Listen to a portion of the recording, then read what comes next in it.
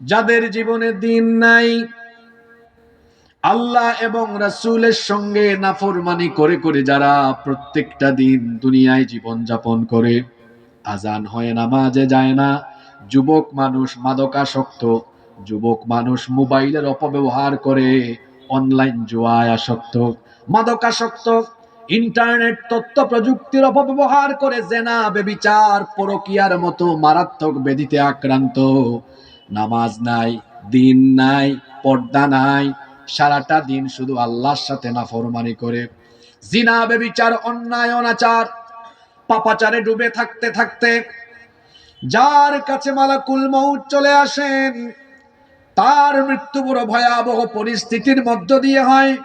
ইবনে মাজাহ শরীফের মধ্যে হাদিস এসেছে, আল্লাহর নবী বলেছেন, ফাইদা কানা আর-রাজুলু সূউ ক্বালা খুরুজি আইয়াতুহান নাফসুল খাবিথা কানাত ফিল জাসাদিল খাবিথ।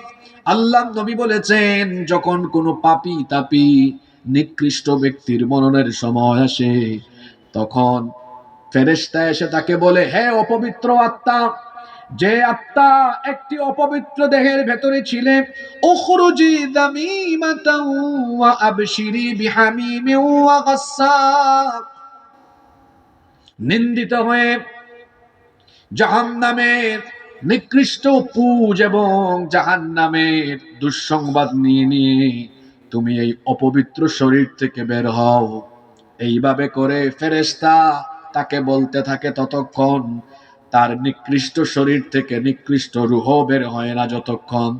মুসনাদে আহমদ এর ভেতরে হাদিস এসেছে, আল্লাহর নবী বলেছেন, ইন্নাল আবদাল কাফিরা ইযা কানা ফি ইনকিতাইম মিনাদ দুনিয়া ওয়া ইকবালিম মিনাল আখিরাহ, যখন কোন পাপী তাপী কাফের বেঈমান নাফরমানের মরণের সময় আসে, পরকাল যাত্রার সময় হয়, নাযালা ইলাইহি মিনাস সামাই মালাইকাতুন সুদুল ফুজুহ, মারাত্মক ভয়ঙ্কর কালো চেহারা বিশিষ্ট জাহান্নামী ফেরেশতারা আগমন করেন, মাআহুমুল মুসুহ, তাদের সাথে জাহান্নামের দুর্গন্ধযুক্ত মোটা কাফনের কাপড় থাকে, ফায়াজলিসুনা মিনহু মাদ্দাল বাসার, তারপরে ওই নিকৃষ্ট বেনামাজি ওই পাপী জাহান্নামী চোখের দৃষ্টি সীমানার সামনে তারা বসে যায়।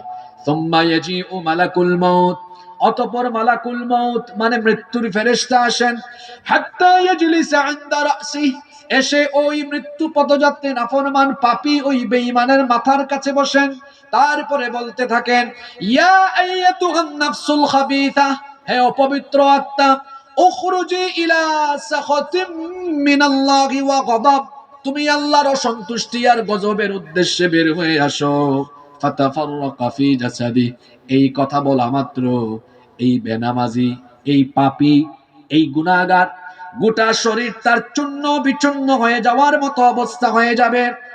কি ভয়াবহ উদাহরণ আল্লাহর নবী দিয়েছেন, ফায়ান্তাজিউহা কামা ইউনতাজাউস সুফুদু মিনাস সুফিল মাবলুল, ভেজা পশম থেকে বাঁকা উল কিংবা বাঁকা কাটা বিশিষ্ট লোহাকে টেনে বের করলে যতটা না কষ্ট হয়, এই গুনাহগার এই পাপী মরণের সময় তার চাইতে আরো বেশি কষ্ট অনুভব করবে।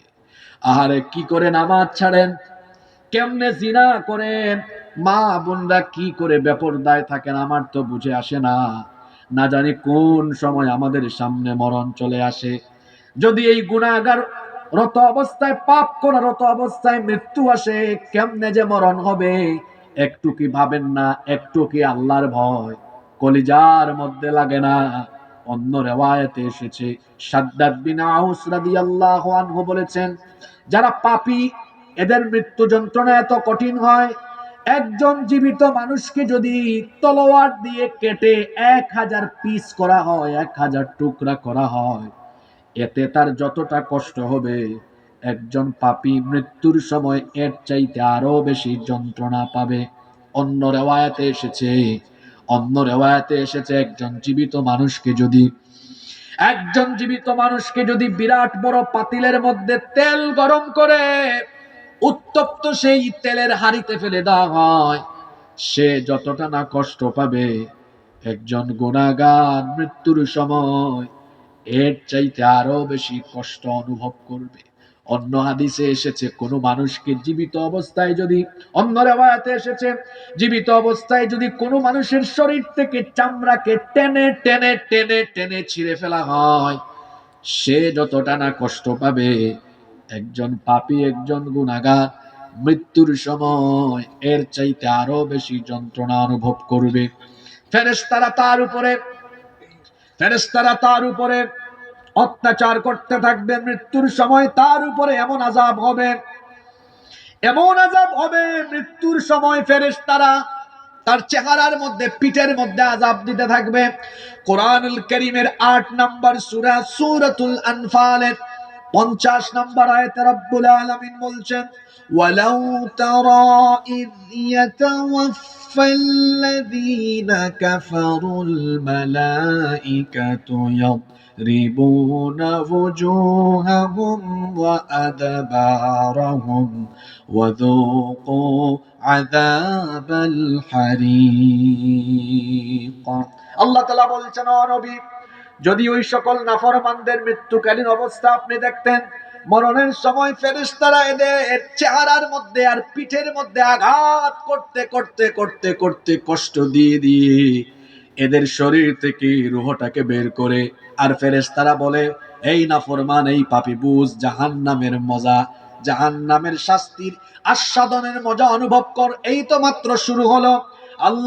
আল্লাহ তাআলা বলছেন এদেরকে আরো ভয়াবহ ভাবে কষ্ট দেওয়া হয়। কষ্ট দিতে দিতে এদের সাকরাত যখন আরম্ভ হয়, সাকরাতুল মউত, মৃত্যু যন্ত্রণা যখন আরম্ভ হয়, এরা তখন ছটফট করতে থাকে। পৃথিবীতে এমন বহু মানুষ আছে মরণের সময় এমন সাকরাত হয়, এমন যন্ত্রণা অনুভব করে দেখা যায়, ঘন্টার পর ঘন্টা, দিনের পর দিন, মাসের পর মাস সাকরাত হয়। এমন মানুষও আছে না নাই? সাকরাতুল মউত, মৃত্যু যন্ত্রণা বড় ভয়ঙ্কর। আল্লাহর নবী নিজেই দোয়া করেছেন, আল্লাহুম্মা ইন্নী আউযু বিকা মিন গামারাতিল মাউত ওয়া সাকরাতিল মাউত।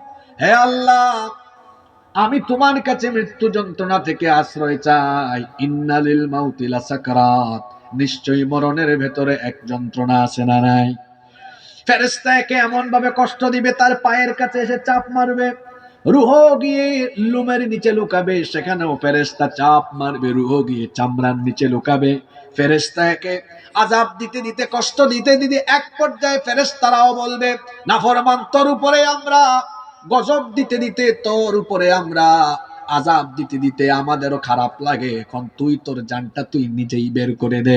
আল্লাহ তাআলা কোরআনে কারীমের ৬ নম্বর সূরা সূরাতুল আনআমের ৯৩ নম্বর আয়াতের মধ্যভাগে বললেন, ওয়ালাউ তারা ইযিয الظالمون في غمرات الموت والملائكة باسطوا أيديهم أخرجوا أنفسكم اليوم تجزون عذاب الهون بما كنتم تقولون على الله غير الحق وكنتم عن آياته تستكبرون। আল্লাহ তাআলা বলছেন, যারা জুলুম করতে করতে, গুনাহ করতে করতে মরণের অবস্থায় পৌঁছে যায়, ফেরেশতারা এদেরকে মৃত্যুর সময় আযাব দিতে দিতে বলে, এই পাপিষ্ঠ, এই গুনাহগার, তোর নিজের জান এবার তুই নিজে নিজে বের করে দে। যখন এরা মৃত্যু যন্ত্রণায় কাতর হয়ে যায়, তখন তারা ফেরেশতাকে বলে, কি বলে শোনেন, কোরআনে কারীমের ১৬ নম্বর সূরা সূরাতুন নাহলের ২৮ নম্বর আয়াতে রব্বুল আলামিন বলছেন, আল্লাযীনা তাতাওয়াফাহুমুল মালাইকাতু যালিমি আনফুসিহিম ফাআলকাউস সালামা মা কুন্না না'মালু মিন সু বালা ইন্নাল্লাহা আলীমুম বিমা কুনতুম তা'মালুন। এরা যখন সাকরাত, মৃত্যুর যন্ত্রণায় ভুগে, তখন তারা বলে, এ ফেরেশতারা, তুমি আমাকে এত আযাব দিচ্ছ কেন? মা কুন্না না'মালু মিন সু, আমরা তো কোনো ভুল করিনি, আমরা কোনো গুনাহ করিনি। ফেরেশতারা তখন বলবে, নাফরমান তুই কত গুনাহ করেছিস, আজকে তুই স্বীকার না করলেও বালা ইন্নাল্লাহা আলিমুম বিমা কুনতুম তা'মালুন। তুই আজকে স্বীকার না করলেও তুই তোর জীবনে কত আকাম কুকাম করেছিস, তোর সকল গুনার খবর দুনিয়ার কেউ না জানলেও যিনি জানেন তিনি কে? যুবক ভাইয়েরা, রাতের বেলা যে এই শয়তানি উপাদান হাতে নিয়ে দরজাটা বন্ধ করে দিয়ে গার্লফ্রেন্ডের সাথে চ্যাটিং করো, কানের মধ্যে ফোন লাগায়া অশ্লীলতায় ডুবে যাও, গুগল শরীফে গিয়ে পর্ন সাইট তালাশ করে সারা রাত পর্নোগ্রাফিতে আসক্ত হয়ে পড়ে থাকো, ইউটিউব শরীফে গিয়ে আজে বাজে ভিডিও দেখো, তোমার বাবাও জানে না, মাও জানে না, এলাকার কেউ দেখে নাই, এলাকার কেউ শুনে নাই, জানে নাই, কিন্তু এই সব অপকর্মের খবর কেউ না দেখলেও, না জানলেও, না শুনলেও সব কিছু যিনি দেখেছেন এবং শুনেছেন তিনি কে? মরণের চিন্তা মাথায় নাই কেন? মৃত্যুর সময়, সাকরাতের সময় কেউ যদি বলে আমি কিচ্ছু করি নাই, ফেরেশতা বলবে অবশ্যই তুই করেছিস, কারণ তোর যা কিছু অপকর্ম আছে মানুষ না জানলেও তোর অপকর্মের খবর যিনি জানেন, জোরে বলেন তিনি কে? এই লোকটা বুঝে ফেলবে, আয় রে আয়, আজ আমার বাঁচার কোনো উপায় নাই, কেউ আমাকে আজ উদ্ধার করতে পারবে না, বাঁচাতে পারবে না। এই জন্য সাকরাতে থাকা ওই পাপী তখন সে মৃত্যুর জন্য প্রস্তুত হয়ে নিবে, হাত আর পায়ের গোছা ছেড়ে দিবে। আল্লাহ তাআলার জন্য কোরআনে কারীমের ৭৫ নম্বর সূরা সূরাতুল কিয়ামা এর ২৬ নম্বর আয়াত থেকে বলছেন, কাল্লা ইযা বালাগাতিত তারাকিয়া ওয়া কিলা মান রাক। যখন তার প্রাণ রূহ একেবারে গলা পর্যন্ত চলে আসবে, তাকে বলা হবে কে আছে ঝাড়ফুঁক করে আজকে তোরে বাঁচাবে। ওয়া যান্না আন্নাকুল ফিরাক, সেও বুঝে ফেলবে আজ আমার দুনিয়া থেকে বিদায় নেওয়ার দিন, আজ আমার শেষ দিন, কেউ আজ আমারে আজ ধরে রাখতে পারবে না। আশেপাশে স্ত্রী থাকে, সন্তান থাকে, ভাই বোন থাকে, আত্মীয় স্বজন থাকে, আল্লাহ বলছেন এদের চাইতেও আমি আরো তোর কাছে থাকি। আজ তোরে তোর আত্মীয় স্বজন কেউ বাঁচাতে পারবে না, শুধু তাকিয়ে দেখবে, মায়া কান্না করবে, চোখের পানি ছাড়বে। এই যে পাশে এত আত্মীয় স্বজন থাকে, বলেন তো সবাই মিলে কি একটা মৃত্যু পথযাত্রী মানুষকে তখন আটকাতে পারে নাকি? সেও বুঝে ফেলবে, ডানে বামে তাকায় শুধু চোখের পানি ছাড়বে, কারণ এরা কেউ তো ফেরেশতা দেখে না, মালাকুল মউত দেখে না। পাপী যখন মালাকুল মউতের ভয়ঙ্কর চেহারা দেখবে, চক্ষু মোটা মোটা হয়ে যাবে, ভয়ের চোটে কলিজাটা গলা পর্যন্ত চলে আসবে, গোটা শরীরের মধ্যে কম্পন আরম্ভ হবে। জাহান্নামের ভয়াবহ ফেরেশতাদের চেহারা দেখা মাত্র ওই ভয়ের চোটে কলিজাটা গলা পর্যন্ত চলে আসবে। সে বুঝে ফেলবে আজ আমার পরিবার পরিজন, আত্মীয় স্বজন, এমনকি দুনিয়ার কেউ আমাকে আজ ধরে রাখতে পারবে না। তখন এই সাকরাত, মৃত্যু যন্ত্রণায় থাকা এই লোকগুলো কি করবে? আল্লাহ বলেছেন ওয়ালতাফাতিস সাকু বিসাক, তখন তার পায়ের গোছা আছে সে ছেড়ে দিবে, কারণ সে বুঝে ফেলবে আজকে হলো সেই দিন। ইলা রাব্বিকা ইয়াউমাইযিনিল মাসাক,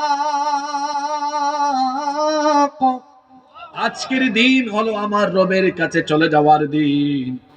জীবনের তোরে দুইটা চক্ষু বন্ধ হয়ে যাবে, চোখের আলো নিভে যাবে, দুনিয়ার জীবন শেষ হয়ে যাবে। গুনাহ করতে করতে, পাপ করতে করতে এভাবেই যারা মৃত্যু যন্ত্রণায় কাতরাতে কাতরাতে কাতরাতে কাতরাতে যাদের শরীর থেকে রূহটা বের হয়ে যায়, এর আগে থেকে জাহান্নাম থেকে আসা ভয়ঙ্কর কালো চেহারা বিশিষ্ট জাহান্নামের সেই সকল ফেরেশতারা তাড়াতাড়ি করে জাহান্নামের সেই কাফনের মধ্যে ওই পাপিষ্ট গুনাহগারের রূহটাকে তারা পেঁচিয়ে ফেলে। আল্লাহ নবী বলেছেন চোখের পলক ফেলতে যতটা না দেরি হয়, তার চাইতে আরো কম সময়ের মধ্যে এই পাপীর রূহটাকে জাহান্নাম থেকে আনা মোটা কাফনে যখন পেঁচিয়ে ফেলা হবে, তারা এবার রওনা করবে। এই পাপী সারাটা জীবন দামি দামি পারফিউম ব্যবহার করত, দামি দামি ব্র্যান্ডের আতর ব্যবহার করত, কিন্তু যখন তার এই নাপাক শরীর থেকে নাপাক দেহটা বের হবে, তার শরীর, তার আত্মা থেকে তখন দুনিয়ার সবচেয়ে নিকৃষ্ট দুর্গন্ধ বের হতে থাকবে। অন্যান্য দায়িত্বে নিয়োজিত থাকা ফেরেশতারা বলবে এটা কে, কার রূহ নিয়ে যাও।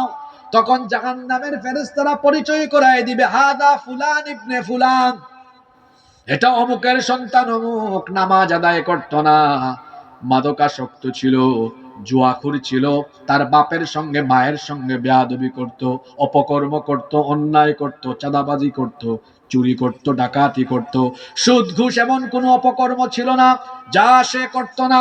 যেতে যেতে যেতে যেতে এই ফেরেশতারা প্রথম আসমানের দরজার কাছে যাবে, গিয়ে আকাশের ফেরেশতাদের কাছে অনুমতি প্রার্থনা করবে, আসমানের দরজাটা খুলে দাও। কিন্তু প্রথম আসমানের দায়িত্বে থাকা ফেরেশতারা দরজা খুলবে না, বলবে এই পাপীর জন্য আজকে আকাশের দরজা খোলা হবে না। আল্লাহ তাআলা কোরআনে কারীমের 7 নম্বর সূরা সূরাতুল আরাফের 40 নম্বর আয়াতে কথাটা এইভাবে বললেন, লা তুফাত্তাহু লাহুম আবওয়াবুস সামাই ওয়া লা ইয়াদখুলুনাল জান্নাতা হাত্তা ইয়ালিজাল জামালু ফি সাম্মিল খিয়াত ওয়া কাযালিকা নাজজিল মুজরিমিন। আল্লাহ তাআলা বলছেন, লা তুফাত্তাহু লাহুম আবওয়াবুস সামা, এদের জন্য আকাশের দরজা সমূহ খোলা হবে না, ওয়ালা ইয়াদখুলুনাল জান্নাতা হাত্তা ইয়ালিজাল জামালু ফি সাম্মিল খিয়াত। সুয়ের ছিদ্র দিয়ে যেমন উট প্রবেশ করা অসম্ভব, কি আশ্চর্য উদাহরণ! সুয়ের ছিদ্র বড় না ছোট? আল্লাহ বললেন সুয়ের ছিদ্র দিয়ে উট প্রবেশ করা যেমন অসম্ভব, এই গুনাহগার, এই পাপী জান্নাতে ঢোকাও তার জন্য অসম্ভব। তার রূহকে ওখান থেকেই ধাক্কা মারা হবে, জমিনের নিচে সিজ্জিনের মধ্যে তার রূহটাকে সংরক্ষণ করা হবে। আপনারা বলবেন হুজুর সিজ্জিন আবার কোনটা? সিজ্জিন হলো যেখানে পাপী তাপী গুনাহগার, এক কথায় জাহান্নামীদের রূহকে যেখানে সংরক্ষণ করা হয়, ওই জায়গার নাম হলো সিজ্জিন। মাবুদ গো, তোমার কাছে আজকে আমরা আবেদন করছি, দোয়া করছি, শয়তানের ধোঁকায় আমরা গুনাহ করে ফেলি, কিন্তু আমাদের গুনাহের কারণে এই রকম কষ্টের মৃত্যু, যন্ত্রণার মৃত্যু আমাদেরকে দিও না। আল্লাহ এরকম নিকৃষ্ট মউত থেকে আমাদেরকে হেফাজত করো, বলেন আমিন। আরেক প্রকার মৃত্যু হলো উৎকৃষ্ট ভালো মৃত্যু, আর এই ভালো মৃত্যু সবাই পাবেও না। আমরা বললাম আল্লাহ তাহলে ভালো মৃত্যু পাবে কারা? আল্লাহ তার নবীর মাধ্যমে জানায়া দিলেন, শুনেন ভালো মৃত্যু কারা পাবে। তিরমিজি শরীফের বর্ণনায় হাদিস এসেছে, আল্লাহ নবী বলেছেন, ইদা আরাদাল্লাহু বিআবদিন খাইরান ইসতামালাহু, আল্লাহ যেই ব্যক্তির কল্যাণ চান আল্লাহ তাকে কল্যাণের যোগ্য বানান। সাহাবীরা কথাটা বুঝলেন না, আল্লাহ নবীকে প্রশ্ন করলেন, আল্লাহ নবীকে জিজ্ঞেস করলেন, কাইফা ইস্তামিলুহু ইয়া রাসূলুল্লাহ? আমরা বলি সাল্লাল্লাহু আলাইহি ওয়াসাল্লাম। সাহাবীরা বললেন, ওগো আল্লাহর রাসূল, কি করে কাউকে কল্যাণের যোগ্য বানানো হয়? আল্লাহ নবী তখন বললেন, ইউওয়াফিকুহু লিআমালিন সালিহিন ক্বাবলাল মাউত। আল্লাহ যার ভালো চান, আল্লাহ যার কল্যাণ চান, আল্লাহ ওই ব্যক্তিকে দয়া করে তার মরণের আগ পর্যন্ত তাকে নেক কাজ করার তৌফিক দিয়ে দেন। হাদিসটা বড় গুরুত্বপূর্ণ। আল্লাহ যার ভালো চান আল্লাহ তাকে ভালো কাজ করার তৌফিক দেন। জোরে বলেন তো কি দেন? আজকে আমি এখানে আসতে পারতাম না, আপনারাও আসতে পারতেন না যদি আল্লাহ তৌফিক না দিতেন। এজন্য আল্লাহর দয়া যদি কেউ পেয়ে যায়, দুনিয়া আখিরাতে সে সফল হয়ে যায়। সুবহানাল্লাহ পড়বেন না?